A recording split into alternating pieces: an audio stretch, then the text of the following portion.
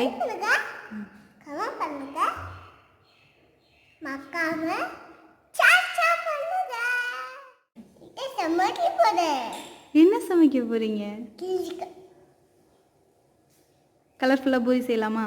நான் செய்றேன். சரி நீங்கள் செய்யுங்க. இது நானே. மல்லி இலையை அரைச்சி வச்சுருக்கேன் க்ரீன் கலருக்காக. இது நானே. இது மைதா மாவு. மாமா. இது நானே. இது ரவை. இது நானே. பீட்ரூட் பேஸ்ட் பண்ணி வச்சுருக்கேன். இது நானே. இது கோதுமை மாவு 1 கப் எடுத்து வச்சுருக்கேன். இது நானே. கேரட் பேஸ்ட் பண்ணி வச்சுருக்கேன். இது நானே. இது உப்பு. ஓகே மித்து, கோதுமை மாவுலேருந்து 2 ஸ்பூன் எடுத்து போடுங்க. ம்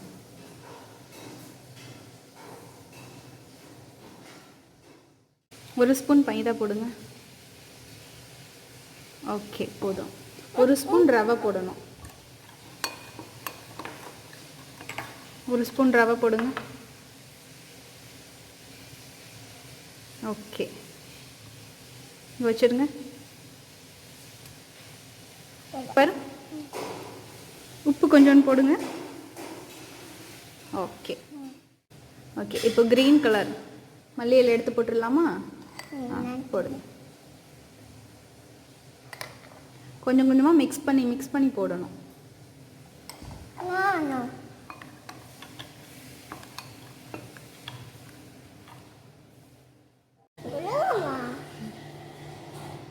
ஓகே நல்லா மிக்ஸ் பண்ணியாச்சு. வெங்க தனியாக வச்சிரு. ஓகே அடுத்த கலர் ரெடி பண்ணலாமா? அடுத்து கேரட் எடுத்து மிக்ஸ் பண்ணலாம்.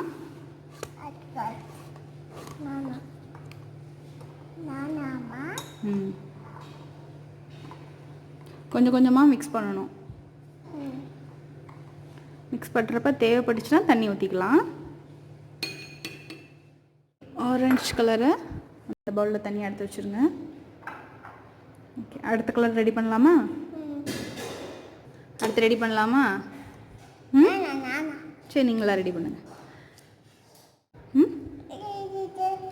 ஆமாம் அடுத்து பீட்ரூட்.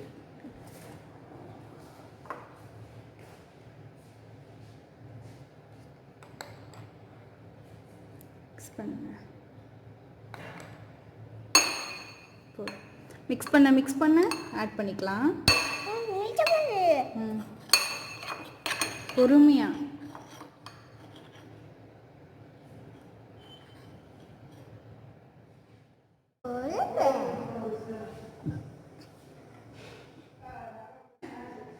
மாவு கலராக மிக்ஸ் பண்ணியாச்சு.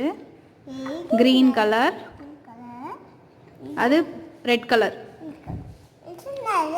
இது வந்து நார்மல் மாவு, கோதுமை மாவு தனியாக செஞ்சு வச்சுருக்கேன் ஒயிட் கலருக்காக.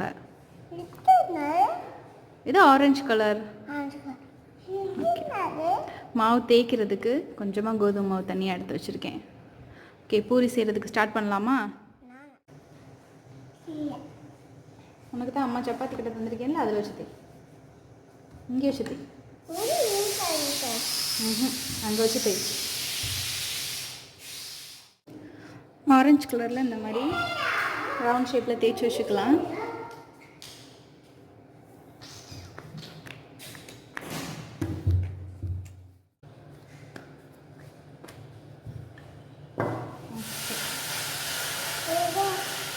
க்ரீன் கலர் தேய்ச்சி வச்சாச்சு.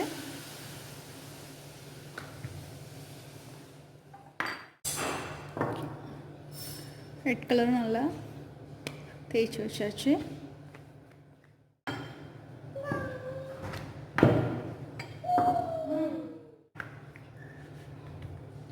Orange colour. அடுத்ததா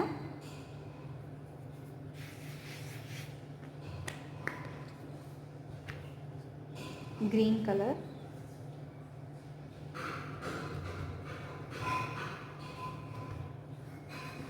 அடுத்தது ஒயிட் கலர் வச்சுக்கலாம்.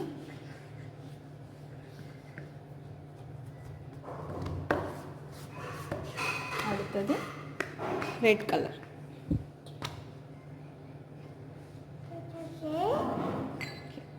வச்சாச்சு.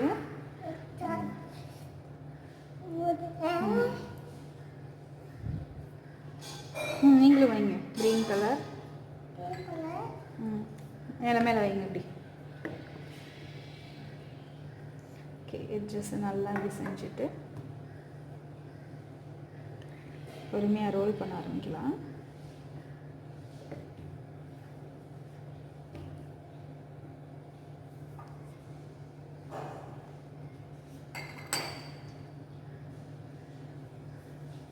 ரோல் பண்ணிக்கலாம்.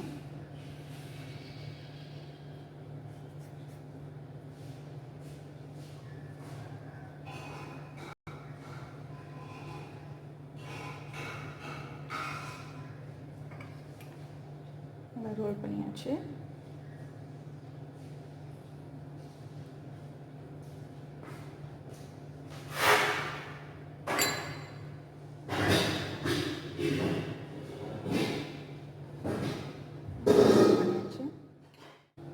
ரோல் பண்ணிவிட்டு இந்த மாதிரி கட் பண்ணி எடுத்துக்கலாம். உங்களுக்கு இந்த மாதிரி டெக்ஸ்சர் கிடைக்கும். சின்ன சின்ன ஸ்லைசஸாக கட் பண்ணி தனியாக எடுத்து வச்சுக்கலாம். ஓகே, ஸ்லைஸ் பண்ணி வச்சுட்டேன் தனித்தனியாக. இந்த மாதிரி நல்லா கலர்ஃபுல்லான ரோல் கிடைக்கும். கண்டிப்பாக குழந்தைங்க கலர்ஃபுல்லான பூரின்னு சொல்லி விரும்பி சாப்பிடுவாங்க. இதை தனித்தனியாக ஜென்டிலாக ப்ரெஸ் பண்ணி பூரி சப்பாத்தி மாதிரி ரெடி பண்ணி வச்சுக்கலாம். தேய்ச்சி வச்சாச்சு. பூரி போட்டு எடுத்துடலாம்.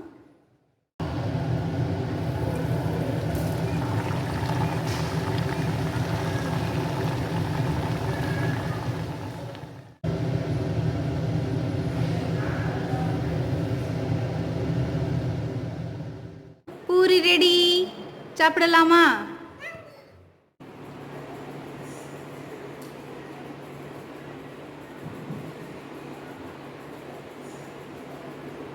உட்காருங்க. மிளகா பொடி இல்லையே. உட்காருங்க.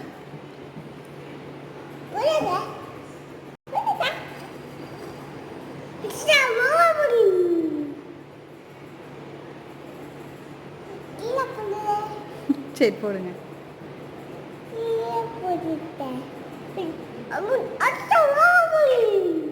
பீட்ரூட், பீட்ரூட், கேரட், மல்லி இலை எல்லாம் போட்ட ஹெல்த்தியான பூரி.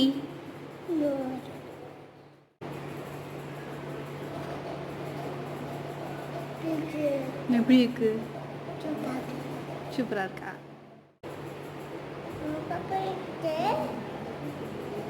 பீட்ரூட் பாது. பீட்ரூட் இங்கே செஞ்சது தான்.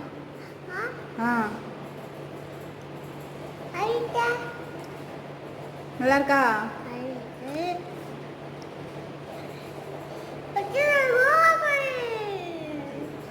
பீட்ரூட் பா. எப்படி இருக்கு?